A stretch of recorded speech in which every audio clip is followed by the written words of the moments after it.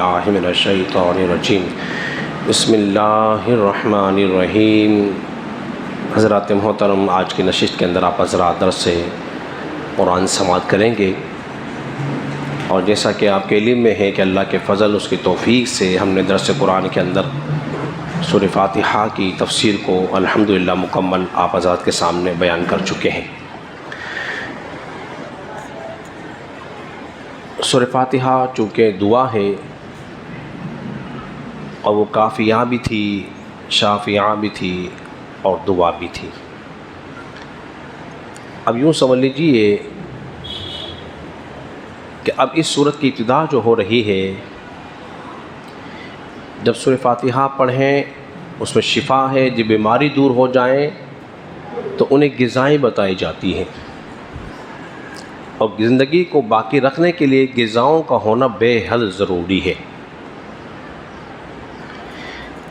اس سورہ بقرہ کا مختصر تعارف آج آپ کے سامنے بیان کریں گے۔ سورہ بقرہ قرآن مجید فرقان حمید کی وہ سورت مبارکہ ہے جو کہ سب سے بڑی سورت مبارکہ ہے۔ 114 سورتوں میں سب سے بڑی اور طویل سورت ہونے کا جس کو شرف حاصل ہوا ہے اس کا نام سورہ بقرہ ہے۔ اس کے اندر 40 رکوع ہیں، اور کوئی رکوع ایسا نہیں ہے کہ جس کے اندر زندگی کا تذکرہ موجود نہ ہو، اور کوئی رکوع ایسا نہیں ہے جس کے اندر ذکر کا تذکرہ موجود نہ ہو، اور کوئی رکوع ایسا نہیں ملے گا جس کے اندر نیک اعمال کا تذکرہ موجود نہ ہو، اور کوئی رکوع ایسا نہیں ہوگا کہ جس کے اندر غذائیں جو پیداوار والی ہونے والی چیزیں ہیں ان اشیاؤں کا تذکرہ موجود نہ ہو۔ تو گویا 40 رکوع سورہ بقرہ کے اندر ہیں، ہر رکوع کے اندر زندگی، اللہ کے ذکر، نیک اعمال اور اس کے کھانے کی غذاؤں کا تذکرہ موجود ہے۔ اس کے اندر جو ہیں 286 آیت مبارکہ ہیں، اور 6121 اس کے اندر کلمات ہیں، اور 25500 اس کے اندر حروف ہیں۔ اس کو سورہ بقرہ کیوں کہا گیا، اس کا مقام نزول کیا ہے، یہ بھی جان لینا بے حد ضروری ہے۔ مدینہ منورہ کے اندر سب سے پہلی سورت نازل ہونے والی جو سورت ہے اس کو سورہ بقرہ کہا جاتا ہے۔ حضرت عبداللہ ابن عباس رضی اللہ تعالیٰ عنہ فرماتے ہیں، جب رسول اللہ صلی اللہ علیہ وسلم مکے سے ہجرت کر کے مدینے آئے تو مدینے میں سب سے پہلی جو سورت نازل ہوئی تھی وہ سورہ بقرہ ہی تھی۔ اور ایک بات اور آپ کو یہ بتا دوں، مکے کے اندر صرف مشرکین موجود تھے یا بت پرست تھے، لیکن مدینے کے اندر جو تھے وہ 4 قسم کی قومیں اس کے اندر آباد تھیں۔ عیسائی بھی تھے، یہودی بھی تھے، جہلائے مشرکین بھی تھے، اور منافقین بھی شامل تھے۔ اس لیے کہ حضرت موسیٰ علیہ السلام کو دنیا سے گزرے ہوئے 19 صدیوں سے زیادہ کا عرصہ گزر چکا تھا، اور یہودی موسیٰ علیہ السلام کی تعلیمات کو بھولا بیٹھے تھے۔ اب مسلمانوں کا مقابلہ فقط کسی ایک قوم کے ساتھ نہ تھا بلکہ 4 قوموں کے ساتھ تھا۔ حالانکہ یہود و نصارہ آپس میں لڑتے رہتے تھے، جب رسول اللہ صلی اللہ علیہ وسلم مدینہ منورہ تشریف لے گئے یہ ایک ہو گئے، اور آج تک ایک ہی ہیں۔ اور یہود و نصارہ کس کے دشمن ہیں؟ مسلمانوں کے دشمن ہیں۔ یہ آج سے نہیں ہیں، پرانے دشمن ہیں،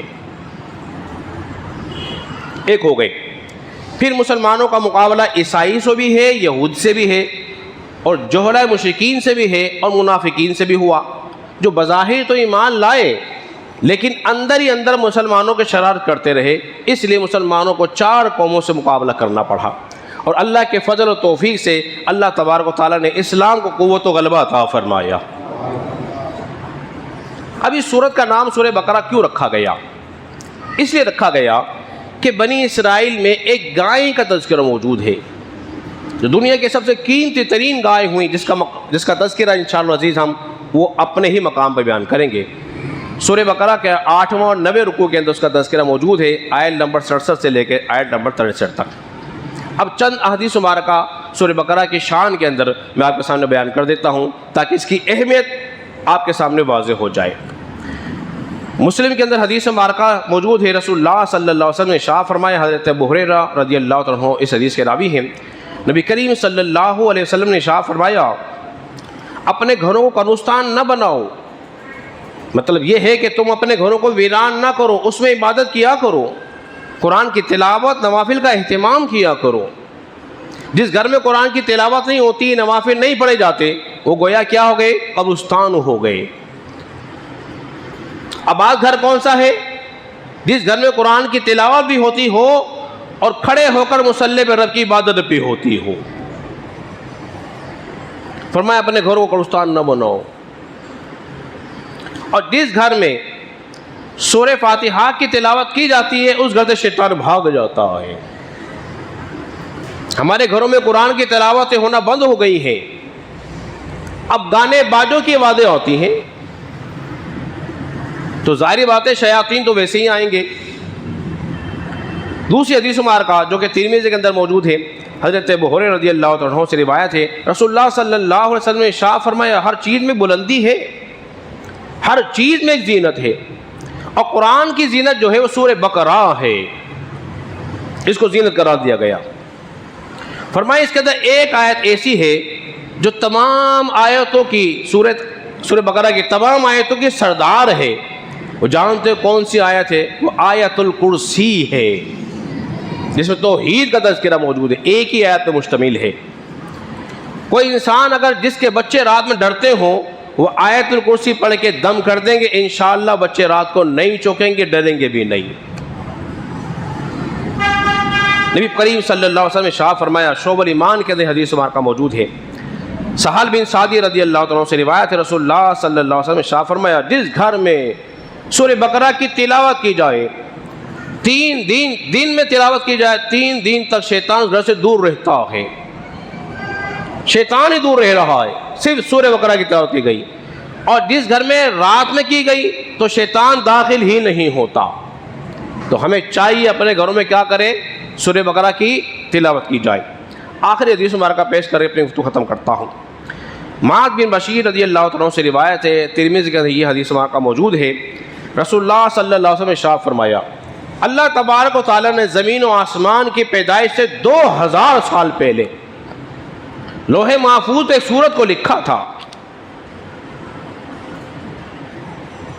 لوح محفوظ پر ایک سورت کو لکھا تھا۔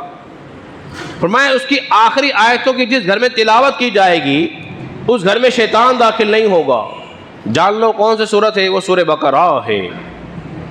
جس نے سورہ بقرہ کی آخری آیتوں کی تلاوت کر لی وہ سورت اس کے لیے کافی ہو جائے گی۔ تو حضرات محترم، اجمالی ہم نے مختصر تعارف آپ کے سامنے بیان کیا ہے۔ کوشش کریں کہ اپنے گھر کو شیاطین کے شر سے محفوظ کرنے کے لیے سورہ بقرہ بہترین سورت ہے، اس کو پڑھا کریں۔ آمین بتاتے ہیں۔ جس گھر میں جادو ہو، نحوست ہو، سورہ بقرہ کو 21 دن تک پڑھا جائے تو انشاءاللہ تبارک و تعالیٰ شیاطین نحوست گھر سے دور ہو جاتی ہے اور اللہ کی رحمتیں برکتیں نازل ہوتی ہیں۔ اللہ رب العزت کی بارگاہ میں دعا کریں اللہ تبارک و تعالیٰ ہم سب کو سمجھنے اور عمل پیرا ہونے کی توفیق عطا فرمائے۔